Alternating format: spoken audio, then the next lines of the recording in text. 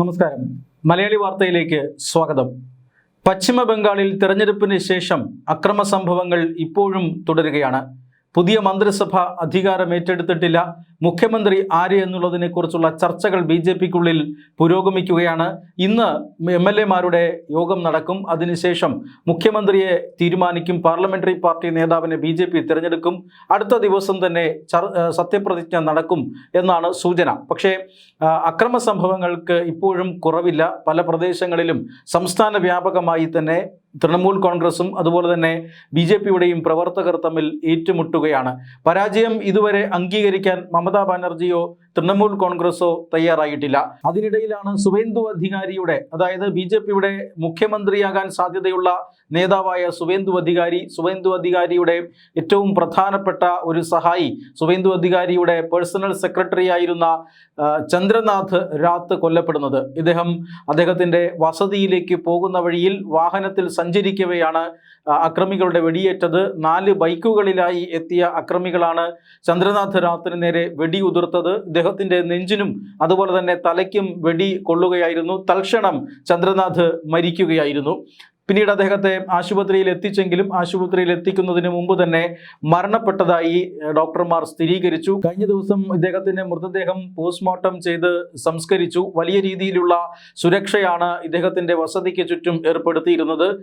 സുവേന്ദു അധികാരിയുടെ ഏറ്റവും പ്രധാനപ്പെട്ട ഒരു സഹായിയായിരുന്നു അദ്ദേഹം.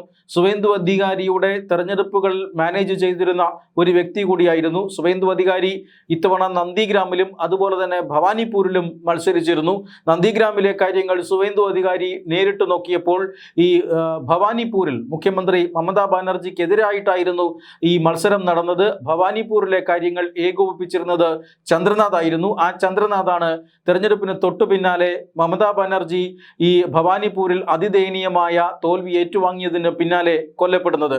ഈ കൊലപാതകം അതിനെ ഒരു പോസ്റ്റ് പോൾ വയലൻസായി മാത്രം കാണാൻ കഴിയില്ലെന്നും ആസൂത്രിതമായ കൊലപാതകമാണെന്നും ഇതിന് പിന്നിൽ വ്യക്തമായ ഗൂഢാലോചനയുണ്ട് എന്നും BJP ആരോപിക്കുന്നുണ്ട്. അതുകൊണ്ട് തന്നെ അവർ CBI അന്വേഷണം ആവശ്യപ്പെട്ടിട്ടുണ്ട്. സംസ്ഥാനത്ത് BJPയുടെ മന്ത്രിസഭ വന്നാലുടൻ തന്നെ CBI അന്വേഷണത്തിന്റെ കാര്യത്തിൽ തീരുമാനമാകും എന്നാണ് സൂചന. കേന്ദ്ര അന്വേഷണം വരുന്നതാണ് ഇക്കാര്യത്തിൽ നല്ലത് എന്ന വിലയിരുത്തലാണ് ഇപ്പോഴുള്ളത്. കാരണം ഈ അക്രമി ഉപയോഗിച്ചിരുന്ന തോക്ക് ഓസ്ട്രിയൻ നിർമ്മിതമായ തോക്കാണ് എന്ന് കണ്ടെത്തിയിട്ടുണ്ട്. അതുകൊണ്ട് തന്നെ ഈ അന്വേഷണം പുരോഗമിക്കുകയാണ്. സംസ്ഥാന പോലീസ് നിലവിൽ അന്വേഷിക്കുകയാണ്. വിശദമായ അന്വേഷണത്തിന് CBI വരണം എന്നാണ് BJPയുടെ അഭിപ്രായം. അതെന്തായാലും അടുത്ത ദിവസങ്ങളിൽ തീരുമാനം ഉണ്ടായേക്കും. അതിനോടൊപ്പം തന്നെ അഭിഷേക് ബാനർജി, മമതാ ബാനർജിയുടെ മരുമകനായ അഭിഷേക് ബാനർജി തെരഞ്ഞെടുപ്പ് പ്രചരണ രംഗത്ത് നടത്തിയ ഭീഷണി പ്രസംഗങ്ങളെല്ലാം ഇപ്പോൾ പുറത്തു വരികയാണ്. BJP പ്രവർത്തകരെ ആരെയും വെറുതെ വിടില്ലെന്നും ദില്ലിയിൽ നിന്ന് ആരെയും രക്ഷിക്കാൻ ആരും വരില്ല എന്നുമൊക്കെയാണ് അഭിഷേക് ബാനർജി പറഞ്ഞത്. തെരഞ്ഞെടുപ്പൊന്ന് കഴിഞ്ഞോട്ടെ, നിങ്ങളെ ഞാൻ കാട്ടിത്തരാം എന്നൊക്കെയുള്ള ഭീഷണി അഭിഷേക് ബാനർജി പറയുന്നുണ്ടായിരുന്നു. അതുകൊണ്ട് തന്നെ ചന്ദ്രനാഥിന്റെ കൊലപാതകത്തിന് പിന്നിൽ അഭിഷേക് ബാനർജിയും തൃണമൂൽ കോൺഗ്രസും മമതാ ബാനർജിയുമാണ് എന്ന് BJP ആരോപിക്കുന്നുണ്ട്. അതിന് ചില വിദേശ ബന്ധങ്ങളുണ്ട് എന്നും അവർ ആരോപിക്കുന്നുണ്ട്. പക്ഷേ ചന്ദ്രനാഥ് ഇത്തരത്തിൽ സുവേന്ദു അധികാരിയുടെ ഇന്നർ സർക്കിളിൽ നിന്നും കൊല്ലപ്പെടുന്ന ആദ്യത്തെ വ്യക്തിയില്ല അല്ല. ഇതിനു മുമ്പ് 4 കൊലപാതകങ്ങൾ സുവേന്ദു അധികാരിയുടെ ഇന്നർ സർക്കിളിൽ നടന്നിട്ടുണ്ട് എന്ന വാർത്തയാണ് ഇപ്പോൾ പുറത്തു വരുന്നത്. അതായത് സുവേന്ദു അധികാരിയുടെ ഏറ്റവും അടുത്ത സഹായിയായിരുന്നവർ, സുവേന്ദു അധികാരിയുടെ മനസാക്ഷി സൂക്ഷിപ്പുകാർ, അങ്ങനെ 4 പേർ ഇതുവരെ കൊല്ലപ്പെട്ടിട്ടുണ്ട് എന്ന വാർത്ത ഇപ്പോൾ ചർച്ചയാവുകയാണ്. CBI അന്വേഷിക്കാൻ എത്തുകയാണ് എങ്കിൽ ആ 4 കൊലപാതകങ്ങളിലേക്ക് കൂടി അന്വേഷണം മാറുമെന്ന കാര്യത്തിൽ തർക്കമില്ല. 2013 കൊല്ലപ്പെട്ട പ്രദീപ് ഝായാണ് ഇതിൽ ആദ്യത്തെയാൾ. അതായത് പ്രദീപ് ഝാ ഈ ചന്ദ്രനാഥിനെ പോലെ തന്നെ സുവേന്ദു അധികാരിയുടെ പേഴ്സണൽ സെക്രട്ടറിയും അതുപോലെ തന്നെ പേഴ്സണൽ അസിസ്റ്റന്റുമായിരുന്നു. അന്ന് തൃണമൂൽ കോൺഗ്രസിന്റെ MP ആയിരുന്നു സുവേന്ദു അധികാരിയുമായി ഏറ്റവും അടുത്ത് ഇടപഴകുന്ന സുവേന്ദു അധികാരിയുടെ അടുപ്പക്കാരനായ സ്റ്റാഫാണ് ഈ പ്രദീപ് ഝായുടെ മൃതദേഹം സ്ട്രാൻഡ് റോഡിനടുത്ത്, കൊൽക്കത്തയിലെ സ്ട്രാൻഡ് റോഡിനടുത്ത് മരിച്ച നിലയിൽ കാണപ്പെടുകയായിരുന്നു. അതീവ ദുരൂഹ സാഹചര്യത്തിലാണ് പ്രദീപ് ഝാ കൊല്ലപ്പെടുന്നത്. ഇദ്ദേഹത്തിൻ്റെ മരണകാരണത്തെക്കുറിച്ച് ഇതുവരെയും പോലീസിന് ഒരു എത്തും പിടിയും കിട്ടിയിട്ടില്ല. അദ്ദേഹത്തിൻ്റെ പോസ്റ്റ്മോർട്ടം, അദ്ദേഹത്തിൻ്റെ മൃതദേഹത്തിൽ വലിയ രീതിയിലുള്ള മുറിവുകളോ ചതവുകളോ ഒന്നും തന്നെ ഉണ്ടായിരുന്നില്ല.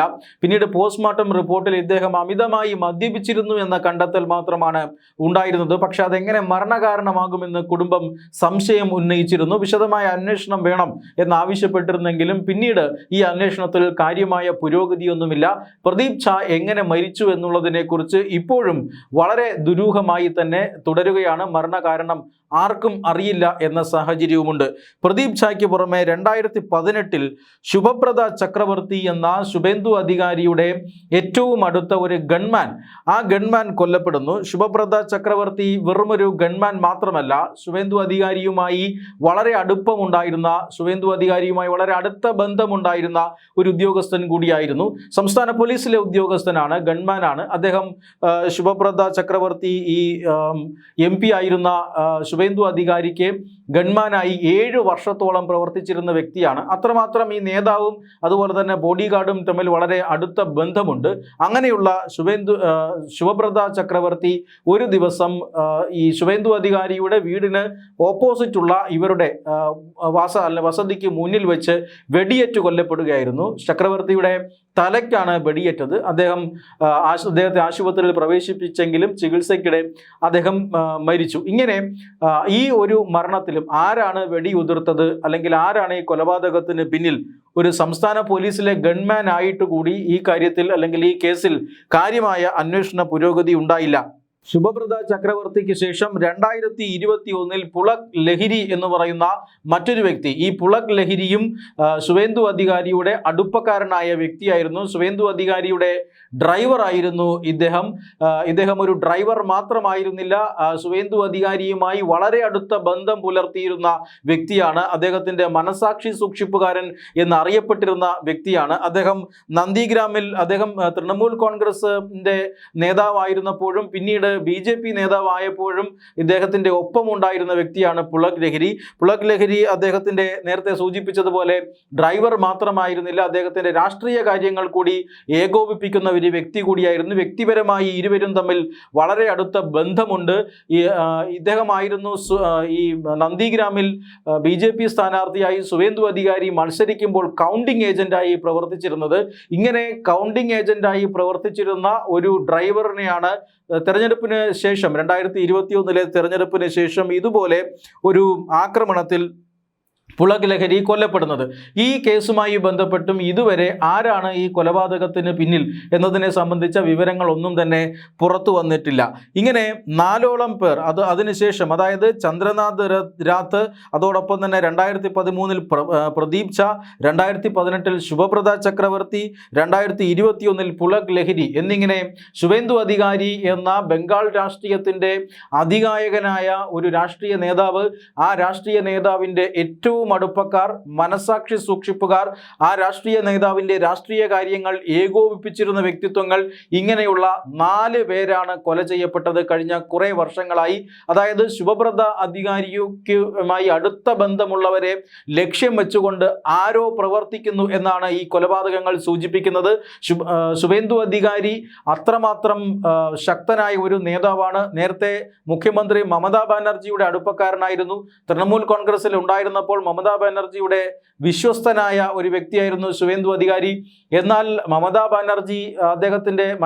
ബാനർജിയുടെ മരുമകനിലേക്ക് കാര്യങ്ങൾ ശ്രദ്ധ കേന്ദ്രീകരിച്ചപ്പോൾ മമതാ ബാനർജിയുടെ പിൻഗാമിയായി മരുമകനായ അഭിഷേക് ബാനർജി എത്തുമ്പോൾ അഭിഷേക് ബാനർജി പാർട്ടിയിലെ നേതാക്കന്മാരെയെല്ലാം വെട്ടിനിരത്തി പാർട്ടി കാര്യങ്ങൾ മുഴുവൻ കൈപ്പിടിയിലാക്കുമ്പോൾ ഒട്ടനവധി നേതാക്കന്മാർ തൃണമൂൽ കോൺഗ്രസിനെയും മമതാ ബാനർജിയെയും ഉപേക്ഷിച്ച് പുറത്തുപോയിരുന്നു.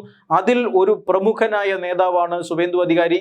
ശുഭേന്ദു അധികാരി ഒരിക്കലും ഇങ്ങനെ തൃണമൂൽ കോൺഗ്രസ് വിട്ട് BJP പാളയത്തിലേക്ക് എത്തുമെന്ന് മമത വിചാരിച്ചിരുന്നതേയില്ല. മമതയ്ക്ക് വലിയ തിരിച്ചടി നൽകിക്കൊണ്ടാണ് ശുഭേന്ദു അധികാരി BJPയിലേക്ക് എത്തിയത്. അതുകൊണ്ട് തന്നെ മമതയ്ക്ക് വലിയ രീതിയിലുള്ള വിദ്വേഷം, പക ഇതെല്ലാം ഈ ശുഭേന്ദു അധികാരിയോടുണ്ട്.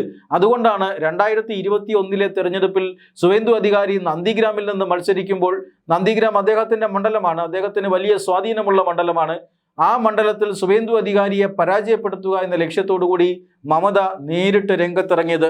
മമത നേരിട്ട് രംഗത്തിറങ്ങിയാൽ സുവേന്ദു അധികാരിയെ പരാജയപ്പെടുത്തുമെന്ന ഒരു ആത്മവിശ്വാസം അവർക്കുണ്ടായിരുന്നു. പക്ഷേ ആത്മവിശ്വാസം അവരെ ചതിച്ചു.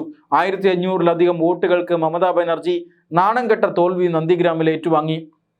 പിന്നീട് ഭവാനിപ്പൂരിൽ ബൈ ഇലക്ഷനിലൂടെ മത്സരിച്ച് ജയിച്ചിട്ടാണ് മുഖ്യമന്ത്രി പദം മമതാ ബാനർജി നിലനിർത്തിയത്. 2021 തിരഞ്ഞെടുപ്പിൽ തിളക്കമാർന്ന വിജയം തൃണമൂൽ കോൺഗ്രസ് നേടിയിട്ടും മമതാ ബാനർജി തോറ്റുപോയി. അതിൻ്റെ കാരണം ഈ സുവേന്ദു അധികാരിയാണ്. ഇത്തവണ ഈ മമതാ ബാനർജിയുടെ മനസ്സിലെ പക വർദ്ധിപ്പിക്കുന്ന രീതിയിലാണ് ഭവാനിപ്പൂരിൽ മമതാ ബാനർജിയുടെ ഈറ്റില്ലമായ ഭവാനിപ്പൂരിൽ എത്തി സുവേന്ദു അധികാരി മത്സരിക്കുക മാത്രമല്ല വലിയ ഭൂരിപക്ഷത്തിൽ തൻ്റെ സ്വന്തം മണ്ഡലമായ നന്ദിഗ്രാമിൽ ഇത്തവണ 9000 വോട്ടുകളുടെ ഭൂരിപക്ഷമാണ് സുവേന്ദു അധികാരിക്ക് ലഭിച്ചതെങ്കിൽ തൃണമൂൽ കോൺഗ്രസിൻ്റെ ഉരുക്കുകോട്ട എന്നറിയപ്പെടുന്ന ഭവാനിപ്പൂരിൽ ഈ സുവേന്ദു അധികാരിക്ക് ലഭിച്ചത് 15000-ൽ പരം വോട്ടുകളുടെ ഭൂരിപക്ഷമാണ്. അങ്ങനെ അതീവ ദാരുണമായ ഒരു പരാജയമാണ് സുവേന്ദു അധികാരി മമതാ ബാനർജിക്ക് നൽകിയത്. അതിനുശേഷമാണ് ഇദ്ദേഹത്തിൻ്റെ ഏറ്റവും അടുപ്പക്കാരനായ ചന്ദ്രനാഥ് റാത്ത് കൊല്ലപ്പെടുന്നത്. അതുകൊണ്ട് തന്നെ ഇത് കേവലം ഒരു വ്യക്തിയെ അല്ല, അല്ലെങ്കിൽ ഇത് വെറുമൊരു രാഷ്ട്രീയ കൊലപാതകമല്ല, അതിന് പിന്നിൽ വലിയ ഗൂഢാലോചനയുണ്ട് എന്ന് BJP സംശയിക്കുന്നു. പ്രത്യേകിച്ചും 4 കൊലപാതകങ്ങൾ ഇതിനു മുമ്പ് നടന്നിട്ടുണ്ട് എന്നുള്ളത് കാരണം BJP വലിയ സംശയത്തിലാണ്. ഇതിനു പിന്നിൽ അന്താരാഷ്ട്ര മാനങ്ങളും ബന്ധങ്ങളും ഉണ്ട് എന്ന് BJP സംശയിക്കുന്നുണ്ട്. ഇത്തരത്തിൽ സുവേന്ദു അധികാരിയോട് പകരം ചോദിക്കാനായിട്ടാണോ ഇത്തരത്തിൽ കാര്യങ്ങൾ ചെയ്തത്, അതോ സുവേന്ദു അധികാരിയുടെ ഏറ്റവും അടുപ്പക്കാരെ വധിച്ചുകൊണ്ട് നാളെ മുഖ്യമന്ത്രിയാകാൻ പോകുന്ന സുവേന്ദു അധികാരിക്കെതിരെ എന്തെങ്കിലും ഗൂഢാലോചനയാണോ ലക്ഷ്യം എന്നതൊക്കെ ഇപ്പോൾ എന്തായാലും സംശയിക്കപ്പെടുന്നുണ്ട്. BJP അതീവ ജാഗ്രതയിലാണ്. സുവേന്ദു അധികാരിയാണ് BJPയുടെ ഏറ്റവും പ്രധാനപ്പെട്ട നേതാവ് ബംഗാളിൽ. BJP അധികാരത്തിൽ എത്തിച്ച ബുദ്ധി കേന്ദ്രമൊക്കെ അദ്ദേഹമാണ്. അദ്ദേഹത്തിൻ്റെ നേതൃത്വത്തിലാണ് ഈ നിയമസഭാ തെരഞ്ഞെടുപ്പിൽ BJP മത്സരിച്ചത്. BJP വിചാരിച്ചതുപോലെയുള്ള തെരഞ്ഞെടുപ്പ് വിജയം ലഭിക്കുന്നു. 200-ലധികം സീറ്റുകൾ നേടി തിളക്കമാർന്ന വിജയം ബംഗാളിൽ കരസ്ഥമാക്കുന്നു. BJP ബംഗാളിൽ യഥാർത്ഥത്തിൽ ചരിത്രം എഴുതുകയാണ് ചെയ്തത്. ആദ്യമായിട്ടാണ് BJP ബംഗാളിൽ ഭരണത്തിൽ വരുന്നത് എന്നുള്ളതാണ് ഏറ്റവും പ്രധാനപ്പെട്ട കാര്യം. അതിനിടയിലാണ് ഈ ഒരു കൊലപാതകം എത്തിയിരിക്കുന്നത്. എന്തായാലും ഇന്ന് നിയമസഭാ കക്ഷി യോഗം ബംഗാളിൽ ചേരുകയാണ്. അതിനുശേഷം സുവേന്ദു അധികാരി നിയമസഭാ കക്ഷി നേതാവായി തിരഞ്ഞെടുക്കപ്പെട്ടേക്കാം. തുടർന്ന് ഗവർണർ സുവേന്ദു അധികാരിയെ മന്ത്രിസഭ രൂപീകരിക്കാനായി ക്ഷണിക്കുകയും സത്യപ്രതിജ്ഞ ഉടൻ തന്നെ നടക്കുകയും ചെയ്യുമെന്നാണ് സൂചന. ഇപ്പോൾ ബംഗാളിൽ ആരൊക്കെ മന്ത്രിയാകണം, ഏതൊക്കെ വകുപ്പുകൾ കൈകാര്യം ചെയ്യണം എന്നതുമായി ബന്ധപ്പെട്ട ചർച്ചകളാണ് പുരോഗമിക്കുന്നത്. ഇതിനിടയിലാണ് സുവേന്ദു അധികാരിയുടെ 4 വിശ്വസ്തർ കൊല ചെയ്യപ്പെട്ടു എന്ന വാർത്ത, ഈ മുൻകാലങ്ങളിൽ കൊല ചെയ്യപ്പെട്ടു എന്ന വാർത്തയും ചന്ദ്രനാഥ് ഇതാദ്യത്തെ സംഭവമല്ല എന്ന വാർത്തയും ചർച്ച ചെയ്യപ്പെടുന്നത്.